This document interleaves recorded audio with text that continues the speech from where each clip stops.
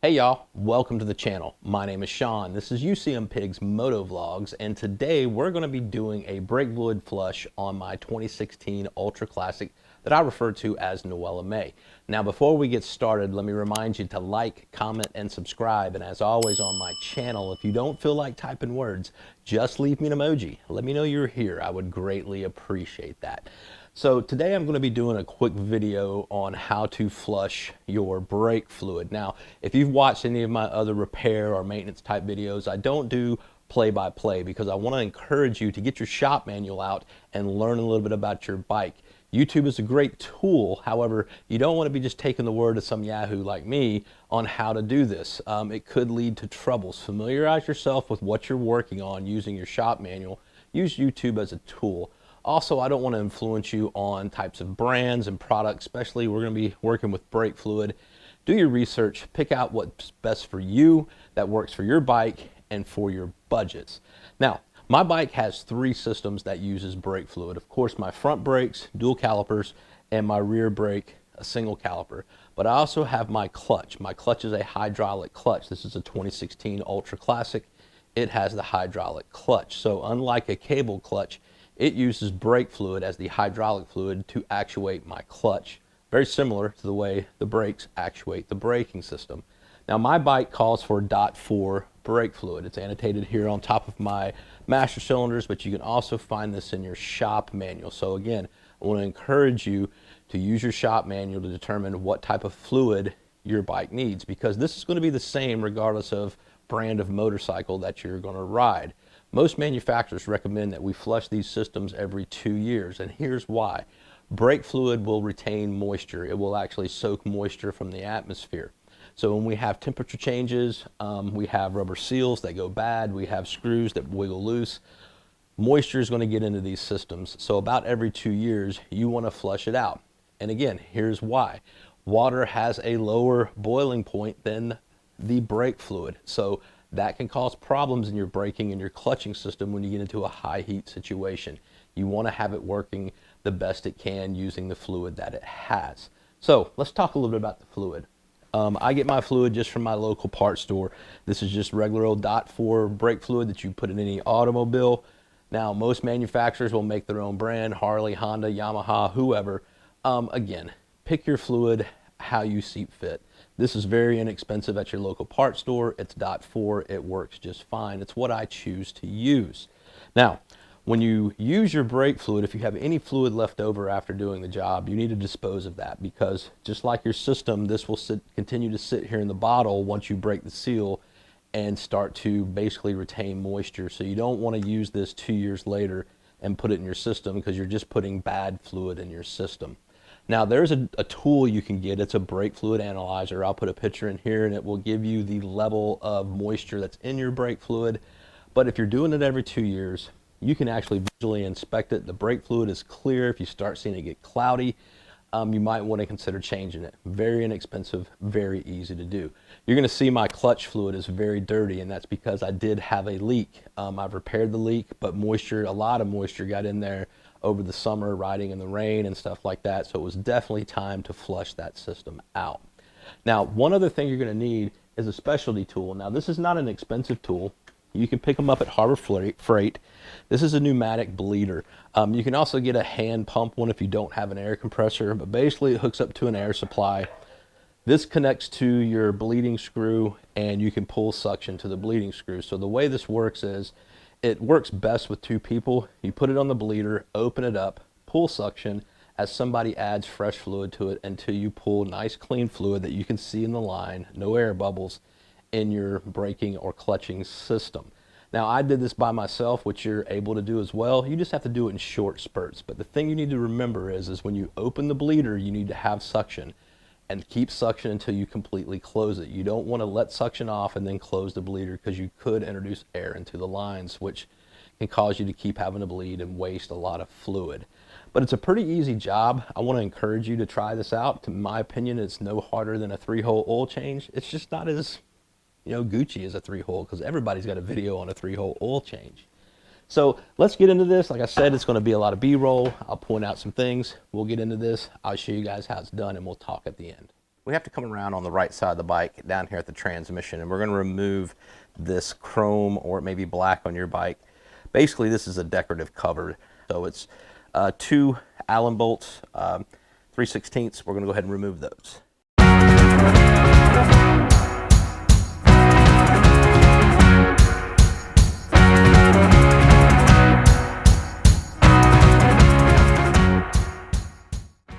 All right, so now that we've got that apart, hopefully I can zoom in on this. This is your bleeder right here. It's got this little green rubber cap on it. We're gonna remove that rubber cap.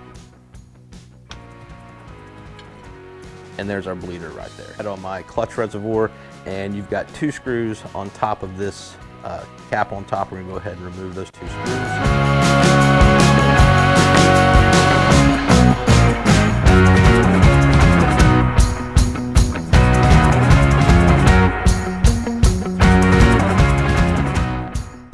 All right, so as you guys can see, that fluid is nasty. We're gonna go ahead and just drop this in here and remove all this out of the reservoirs. There's no sense in bleeding this through the system, so we're just gonna go ahead and vacuum this stuff out.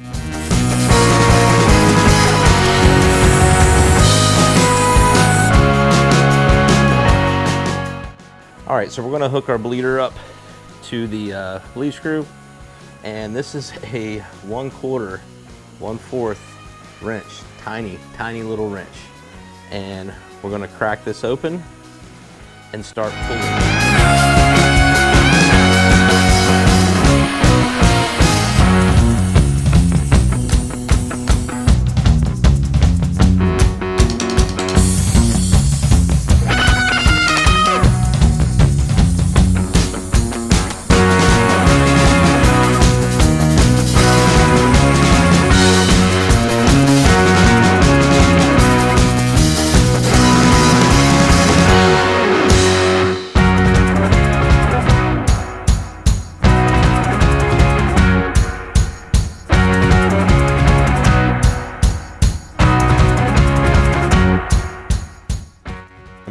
We've got everything snugged up. We'll start working the clutch, and now it's got a nice snug feel to it. So no air in the lines, nice snug feel to the clutch.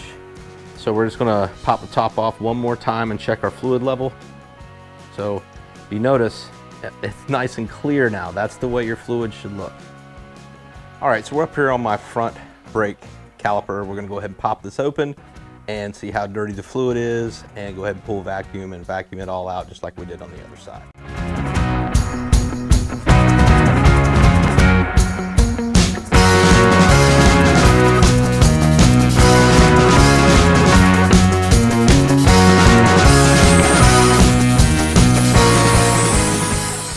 All right, so we're up here on the left front brake caliper.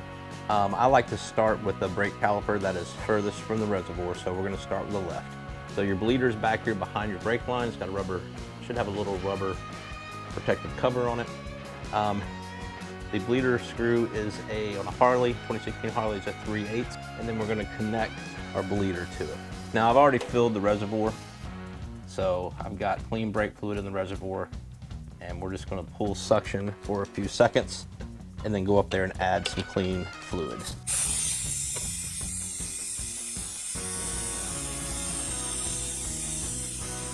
All right, so I've cycled about 2 reservoirs through the left caliper, and like I said, you just want to make sure you're keeping this topped off as you bleed. So you just want to pull for a couple seconds, let off, make sure you tighten the bleeder back before you let off suction.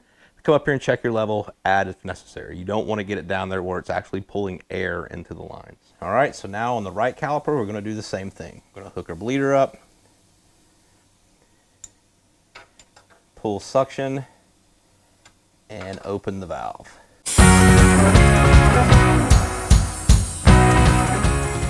All right, so a couple good cycles on the right one. We're going to go ahead and top off the reservoir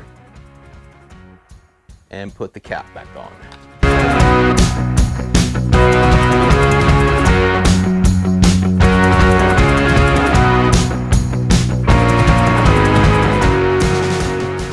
And then the last test, we want to just make sure we got a nice snug brake, and we do. All right, so now for the rear brakes, this one's a little trickier. Level the bike back up. Your master cylinder is right down here next to your brake pedal. Those screws are a little difficult to get to, so we're going to go ahead and remove the cover, and we're going to repeat the same process. We're going to suck the old fluid out of the reservoir, top it off with fresh, go to the back of the bike, hook up our bleeder, and start pulling fresh fluid through the lines.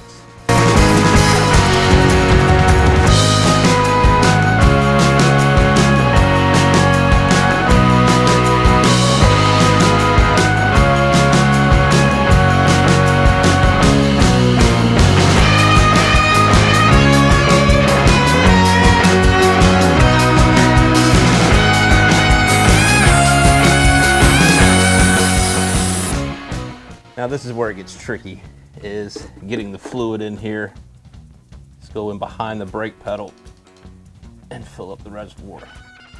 All right, so now we're back here on the back brake caliper. We're gonna go ahead and remove the little rubber protective boot from the bleeder screw. We'll go in from this side. And go ahead and get ready to crack it open. A little suction.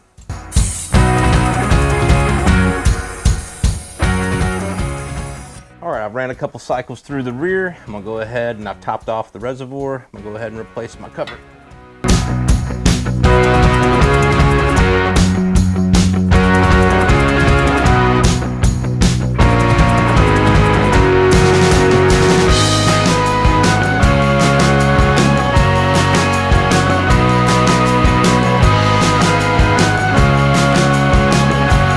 And then the last thing to do is just pump our brake a little bit.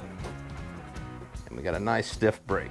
All right, y'all, so that's pretty much it. Pretty simple process. Couple key things you want to remember. Make sure you have something to cover your paint. You don't want to get brake fluid on your paint. It's highly corrosive. Make sure you got your bike level, either using the wheel chalk or putting it on a center stand or a jack, or just have somebody prop it up for you, because when you crack these open, you're going to spill oil everywhere if you're on your Jiffy stands. And also when you're refilling, you want to get a proper reading on how full this is with the bike level. So I hope you guys found it informative, and until we talk again, you guys be careful, you guys be safe, always keep your shiny side up, and we'll talk to you next time.